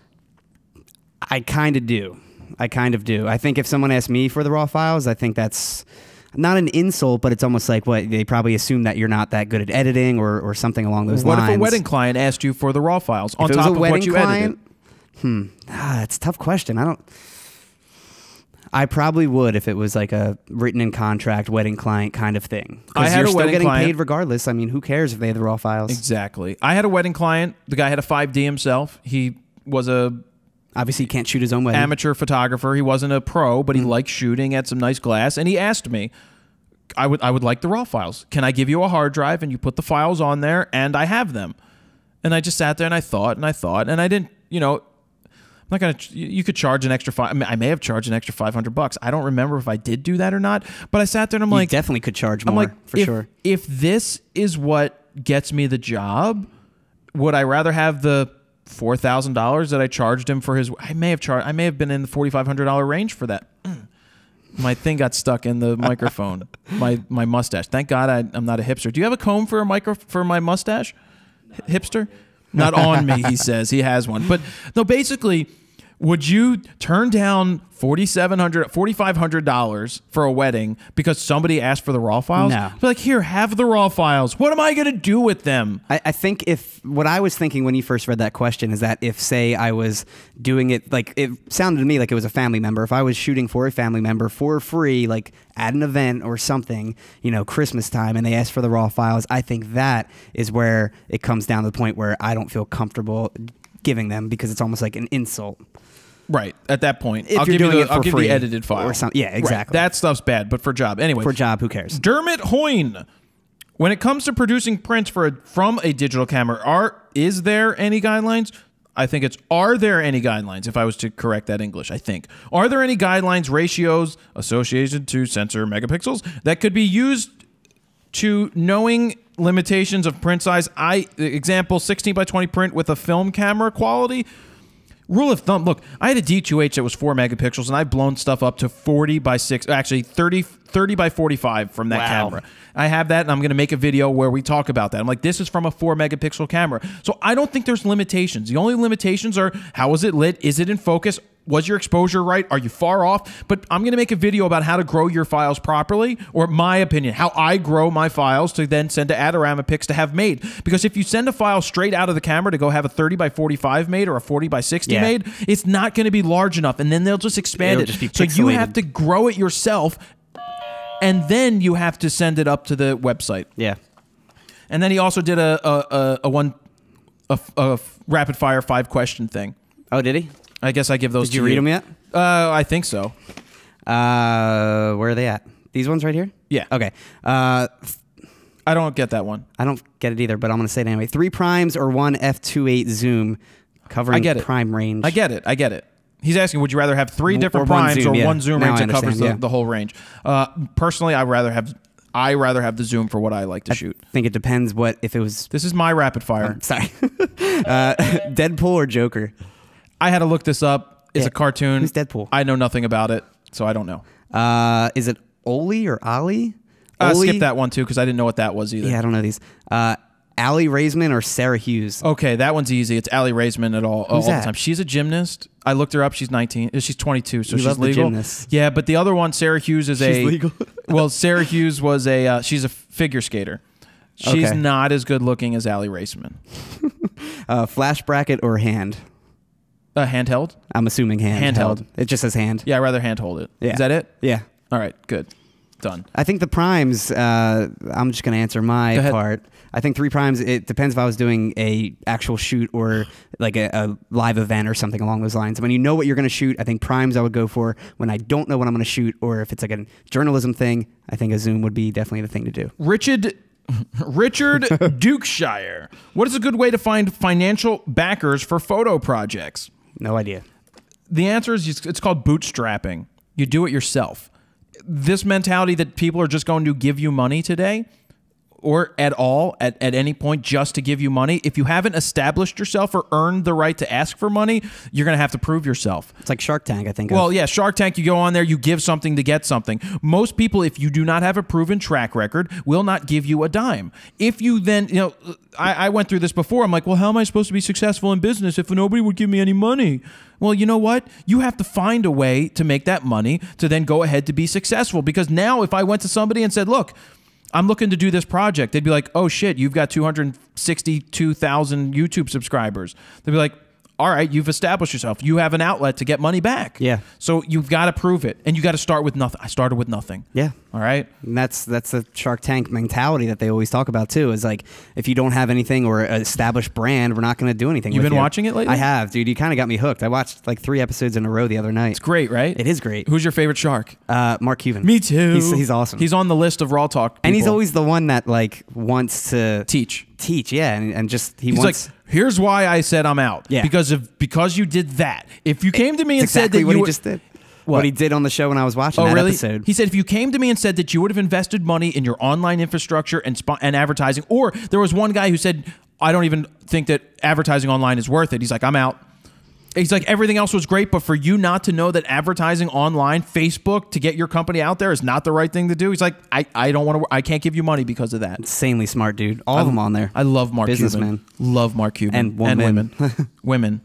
Ian Clifford, do you have your eyes tested regularly? About once a year. Once a year, I go to the eye doctor, have everything checked out. Glaucoma, the pressure test, dilate my eyes, check to see if my glasses are still the right prescription. So yeah, it's very important to take care of your eyes. I haven't gone in a couple of years. I got to go. Everybody needs to go. Adam Favre, F-A-V-R-E. Favre. What was that from Super Troopers? Yeah, Favre. Favre. Any advice on how to meow? Any advice on how to decide if used pricing on glass outweighs new pricing? Seems like I could save around $150 to $200 buying used on many lenses. Olympus Micro 4/3 used, but does that savings outweigh the lack of warranty? Maybe something from the later show for us newbie hobby. Okay, so when it comes to used gear, if you're only going to save $100 to $200 on, say, if you're only going to save $100 on like a $2,000 lens, I'm buying the new one. Me too. If you're going to save $200 on it, I'm buying the new one. If it gets to like $250 or more, $300, maybe I'll consider buying the used one. I usually do it if it's like $400 or more. Well, yeah, $400 off is like, holy crap. Yeah, it's like a quarter off usually. So, when I'm buying used gear, there is nothing wrong with used lenses if everything works. And most of the time, like, here's a recommendation. I don't ever fill out the warranty cards. I don't either. Ever. Leave I've them never unfilled had out. to use them, knock on wood, wherever it's at. This is wood. That was metal. Yeah. I don't know why I went to that. Yeah, I know. I bought a lot of used gear at Allen's. I haven't had a problem with any of it. And of course, that could happen to anybody at any point, but you never know. I like used gear. Half the glass I bought, used. Almost all mine. My first 300 2.8 was used. Yeah, my 70-200, my 24-70, my 50, you obviously got me, my 16-35, all used. My 50's new. But I usually buy, besides 50, that's what I was saying. But borrow lenses used or B&H used or whatever it may be. Somebody offers a great deal. Yeah. You got to go for it. Yeah. Adam Greenbaum, Brotherhood of the Faith.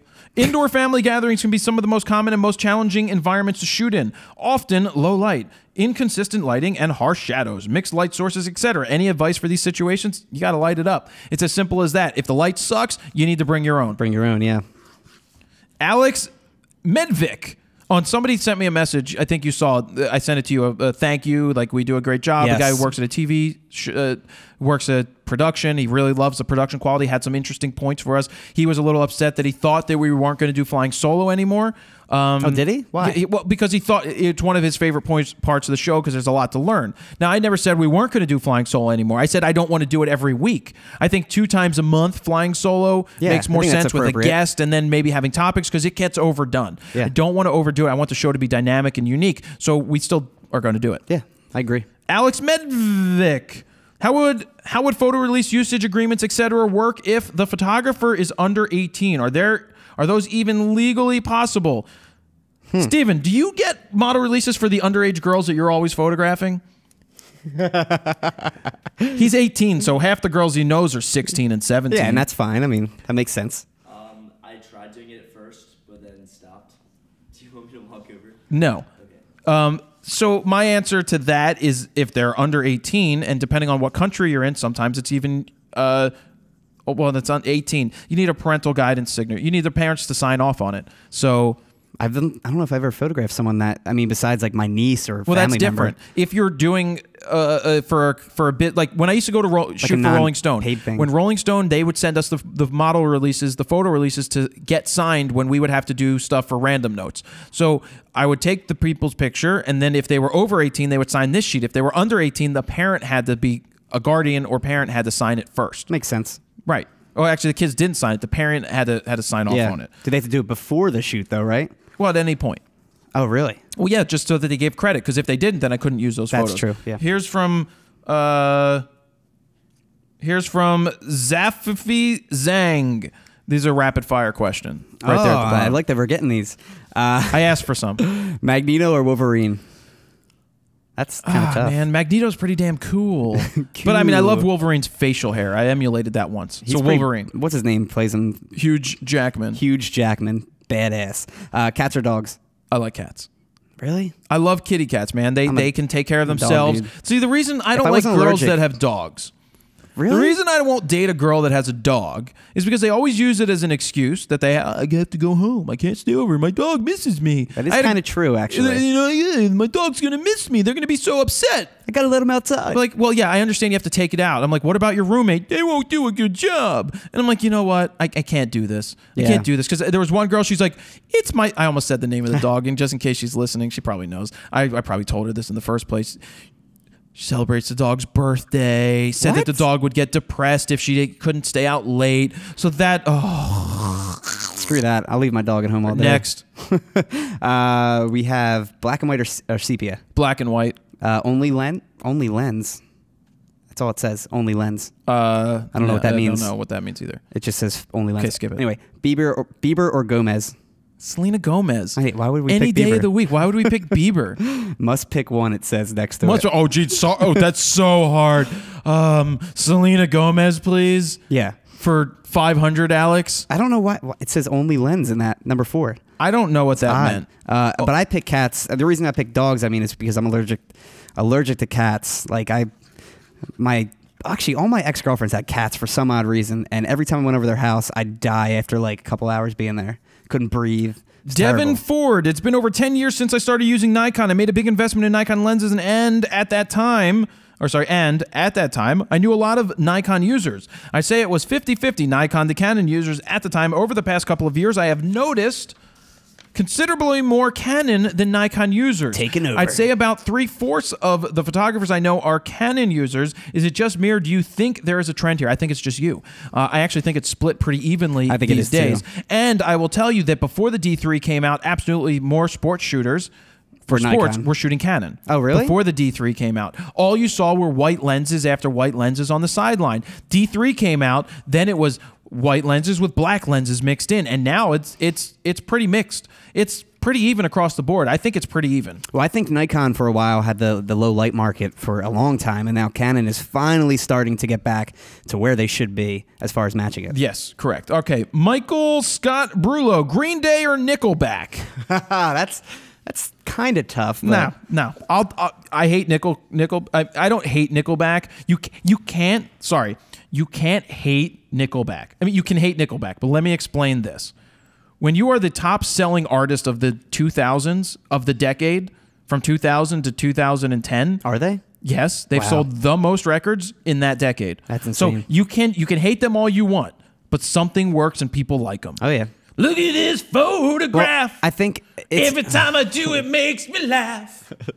It's because it's become a trend and cool to hate Nickelback. I mean, it's just like Creed and every other band around that genre. 101. I personally used to love Creed back in the day. The only way is one. I feel thunder. I feel pain.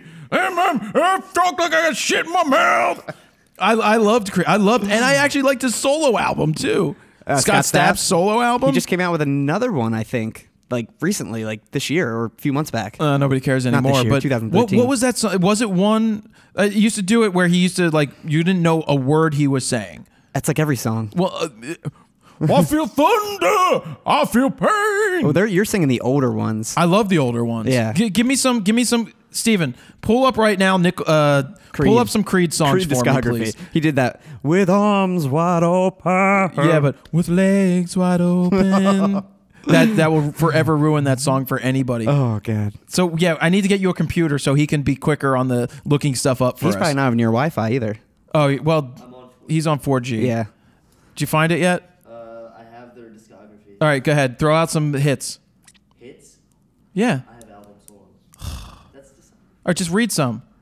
Album, or singles, Days. Don't know that Don't one. know that one. He said Days. Wait, hold on. All right, I'm going to read the next question. You get that ready. Offrey Lerner. I have only one rapid question, but super honest. Canon 1DX or Nikon D4 with the Hebrew Trinity? So I thought about it. The D4 has a Hebrew Trinity. Canon doesn't have a 14 to 24. I love the 14 to 24. The 16 to 35. Yeah, they have the 16 to 35, which is fantastic. 1DX. What if over the D4? Really? I'm surprised about that. Focus issues I had. Yeah. But I love my D4. It doesn't matter. I had a great time with the 1DX. Yeah. So I can shoot with either one. Yeah. All right, back to Steven. My Own Prison. My Own Prison's My Own Prison. That's with Arms Wide Open. I was gonna say that didn't go like that. Go ahead, keep going. I forget how Torn went, but that was a Next. heavier song. What's this life for? What's this life for? One. One. Oh, one. The only The thing. only way is one. I feel thunder. Go ahead. What else? Higher. Can you That take me higher? Not gonna lie, I used to love that song. What else? What if? I don't What know. if? What if? What if? I remember now. With arms wide open. Yeah, next. That's classic. Are you ready? No, I'm not. What else? I think that's a heavier one too. All right, that's it. We're done. Next thing. Thank you, Stephen.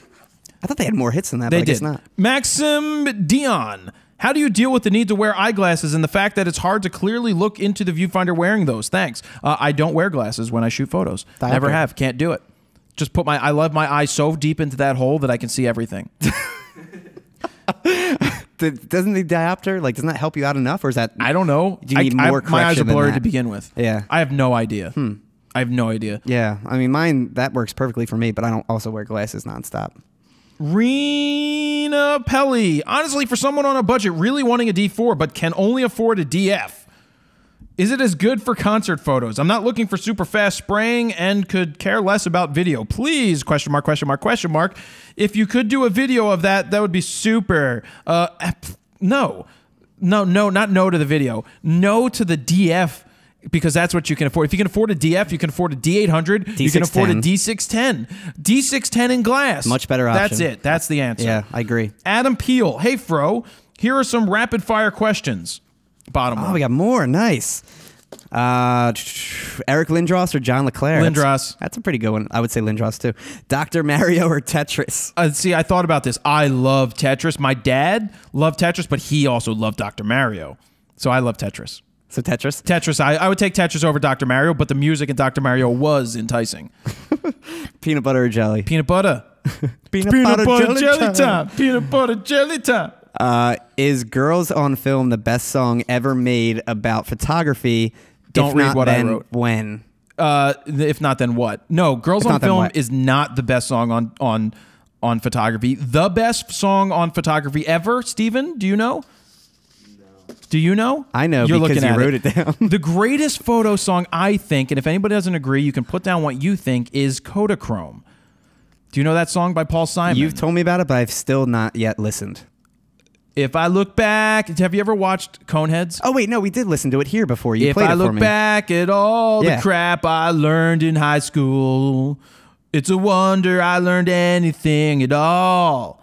Blah, blah, blah, blah, blah, blah, blah, blah, blah, blah. Please don't take my Kodachrome away. Wait, that's all. like you're mixing up songs. Kodachrome, give us those greens of... Wait. Kodachrome, give us those nice bright colors. Give us the greens of summers. Never let all the world fade away. Oh yeah, I got an Nikon camera. I love to take photographs. Honey, please don't take my Kodachrome away. Baby, don't take my Kodachrome. Leave that in by the road. Baby, don't take my Kodachrome away. See, I think people don't I have that realize. You have one more question, actually, but I want to finish this. I think people don't realize how loud you really are. Like on the podcast, it's probably like it doesn't sound that loud, but It's definitely loud. it's literally like you could probably hear yourself downstairs on your bottom He's floor. not here right now, so. I'm just saying. That's freaking loud. That's because I've got You're, like, lungs, belting, man. dude. Because I learned how to project. You project very I well. love projecting. The fifth one, the last one, on a road trip, what would you rather listen to? Ken Rockwell talking about JPEG or Green Day on CD? That's a tough one. That is a hard one. I'm going to go with Ken Rockwell. And somebody's like, why is so much hatred on Green Day? Just the original Dookie, yes, I could listen to that. Oh, for sure. Right? But then when Billy Joe just started Broadway? to become... No, I don't even care about that. Like, I don't care about that. It's just it became fake punk. Oh, it's And I'm not saying not saying sellout in the least. Not in the least. They're doing their job. That is what you do to be successful. But then embrace, like, you too, man. You too embrace. Like, I probably want to have a whole show on just this fact. Like, Bono, U2 is very successful, but where did he make more money as a venture capitalist, investing in companies? Where does Ashton Kutcher make more money? Investing in companies. Where do people that start a business like Ron Popeil, did he make money as a guy, or no? Did he make money selling tchotchkes? You know, so like you look at people in business or a hairdresser, Vidal Sassoon, right? So they were just a hairdresser, but then they go ahead and they make brands and stuff behind it, and they become successful and make their brand go even larger as something else. Can't stop. Right. Well, it's just like, that's like when people say, oh, you're just a business person, or you just market the hell out of things. I enjoy it. I love marketing. Branding and marketing is what I love doing. I can be a photographer, but then to take everything to the next level, you have something. It's like Black Rapid. Would anybody know who Ron Henry was if he didn't come up with this accessory? So he was a photographer, then he came up with a solution. Well, I think you love it 50-50. Like, just like how I love music and photography. And that's why I pretty much combine them when I shoot concerts and shows and stuff like that. I mean, I think you love marketing just as much as photography these days. Yeah, I do. You do. What is your how much time's on that? Not that clock, the other clock. You're at 1:35. All right, cool. We're almost done. What is your thought about listing prices on your website for things like weddings? 30 minutes or 1 hour portraits anyway, no. Do not list your, this was Asmir Puzik. That's the guy's name. List prices, you said? Yeah, I will not list prices at all on the website. You want people to come to you. You want to engage with them and feel them out and feel them up before they start asking, looking for pricing and deciding that it's either too expensive or not. I don't put pricing online like that. I will say, when I was looking up the Squarespace templates and I saw they showed like the sample websites of people that already have Squarespace, one of them was a wedding photography website, and they had all the prices listed, and I was really shocked and blown away. Like that. Yeah, I don't really like it either. I think it's a bad move on them. Mike Jansen. M-A-I-K. He's always on the show, I know, isn't he? because he asks good questions. Yeah, he does. I was asked to do a wedding for someone I know. I told her that it would be my first wedding. Oy. Is it okay to charge less because of that fact? Or is it stupid to be honest because it could make the bride insecure about it during the best day of her life? That's what I did. First off, I don't know if it is the best day of her life. Everybody gets married twice at least these days. I'm just kidding. That's a terrible thing to cynical. say. I know. Well, that's one of those things. Like, you're getting married. You only get married once. I never tell people in sales. I never say, well, you only get married once, because I don't believe in that. Maybe one day I'll fall in love. Maybe I'll fall in love. You're gonna see a doctor I have a date tonight, a Jewish with doctor. a doctor named Dr. Mario. Look, if she knows that you're an amateur, you're just starting out. First and foremost, my answer for family and friends is generally no. Generally, no, because I'm either if I'm going to attend your wedding. Here's how you feel it. If they would have invited you to the wedding, you probably shouldn't shoot it. If they wouldn't have invited you, but you were acquaintances and they love your work, then I would do it, because that's not really the friend zone, the close encounter friend zone, in my opinion. Do you charge less? You charge what you charge. So I wouldn't shoot it anyway. Screw it. Or just have them hire somebody, and then you also shoot as well. Now, let me also chime in, because that's kind of what I did, actually. My story is basically, I had a friend, but it was more of an acquaintance. It was a friend's brother who I was still friends with, but he was having a wedding, and he asked me to shoot it, and I've never shot a wedding before. Time after time asked me. I kept saying no. I've never shot a wedding. I'm not comfortable with it. And then finally, I said, yes, whatever, I'll do it, and I'll even give you a discount price, because it is my first wedding. I barely charged them. I mean, it was under $1,000 is what I'm saying by barely charged. So I think it's okay if it's your first wedding and you just lay it out, and it's okay to charge less, in my opinion. All right, what are we doing? Rapid fire. There's one question on this page, and then it goes to the next page. Okay, 35 millimeter 1.8 or 50 1.8? On the DX, I would go with the 35 1.8 all day. I would say on a DX, yeah, 35. Star Wars 1, 2, 3, 4, 5, or 6. Or 7 coming up. That's tough.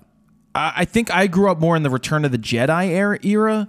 I don't think the newer ones, 4, 5, and 6, will hold up. And the funny thing is, Star Wars was on the other day, and I hate the fact that it's the updated one with the 1997 reissue. Yeah, No, I don't want those. Those graphics look terrible. Yeah, they look like they don't belong. So I guess Star Wars 1 episode A New Hope. Sorry, Star Wars 4.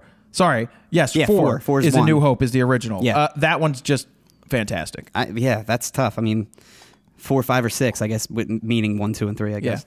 Yeah. Superman or Batman? Another tough one. I like Batman more than Superman. I would say Superman, personally. Okay. Shooting portrait or concert? Concerts. Coke or Pepsi? Oh, that's Pepsi all day long. Yeah. You have Except another, Mexican Coke. You have another 5. You want to read that? Yeah, too? keep going. Kodak Black and White or Ilford Delta?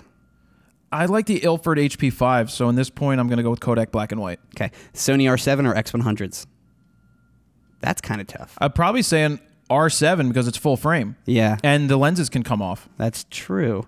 Good Spider-Man or bad Spider-Man from 3? I never saw 3 still. It's terrible. So I'll take Maguire Spider-Man. Oh, the new one? They're coming out with the Amazing old Spider-Man 2, right? I don't know. I didn't see it. Oh, yeah, Tobey Maguire you're talking about. Canon 1DX or Nikon D4? It's We a just talked crapshoot, about that, yeah. Monopod or tripod? Monopod. No, screw that. Tripod. And then you have another 5. If you had to move to one country, which one? Australia or France? Australia. 49ers or Seahawks to the Super Bowl? I'd rather see the Seahawks because the 49ers have won plenty. Most famous person you've ever met? I don't know. You don't know? No, I don't know. I mean, what's famous? Yeah, it's kind of tough. I mean, you want to go in the music industry? I was on tour with Perry Farrell. I guess he was pretty big for his time. I met the Foo Fighters. Dave Grohl. I think Dave Grohl is more famous than Perry Farrell, in my opinion. Well, yeah, Dave. So I met Dave Grohl. Who did I find interesting to meet though? That was famous. I love the fact that I sat there with the founder of StubHub. That stuff's awesome. That is pretty big, yeah. It is. It's hard. True. I'd like, have to who really do you consider think, famous. I have to see who I've met because I've met a lot of people. Yeah, yeah. I don't even know who I would say at this point. AC/DC or Rolling Stones? Stones. For sure. What would you do? Wait. What would you do for a Klondike bar? You just have to find out yourself, Junior Wyatt. And that is the rapid fire questions for this week. I love that they're asking them. Yeah, I like those rapid fires. They're fun. So 1, 2, 3, 4, or 5. Make them good. It's this or that. This or that. Can you get rid of that white fuzz? Yeah, I don't think it should be an open-ended question. Like, who's the most famous person? But it's just this one or that one, yeah, and it's quick. meant to be rapid and learn. How much time's left on that? 2 minutes. All right, so we're good. So we covered a lot. We had photo news. We talked about the Atomos, yep, the new codec that we're using, and that it was a codec issue that we discovered, and that the hardware is fantastic. Check it out on their site. I mentioned that Rode is going to be doing a $50,000 giveaway of prizes from a lot of people and things, so get ready to make a short film. Like I said, that is a fantastic way to get discovered and win good stuff, so go like their fan page. We did Gear of the Week. We did the Wheel of the Fro, where they're winning more Fro guides. I'm going to have to get more stuff on the wheel that's not Fro guide related, so that's on me to go do. I got to figure that out. Maybe we'll get a Black Rapid on there. And I still want to have a super sliver. Yeah. You know how they have that $10,000 one? Too. I want to give it, well, maybe not that, but I want a company to have that really thin Atomos. sliver. They're more, yeah. All right, maybe. Really thin sliver. Do that, and that would be fun to spin. Maybe Atomos would do that to give away one. You're right. And that's it. Steven Sutter, thank you for coming out here and helping this week. Maybe we'll have you back in 2 weeks because we're in Vegas next time. So anything I forgot to say, Steven? I think that's it. Anything else to check out? Don't forget about the photo news is over on the website. Yep. And and Postman Fro's at the door? No, Postman Fro is not at the door. Don't forget to check out, subscribe on Facebook. No, not Facebook. Subscribe to the podcast. You'll get it first, and I may start giving extra information to podcast listeners. Yeah, in extra like we audio. did that one time. Yep, maybe. And that's it, guys. Thank you for listening to RAWtalk episode number 68. That is it. Jared Polin, FroKnowsPhoto.com. See you.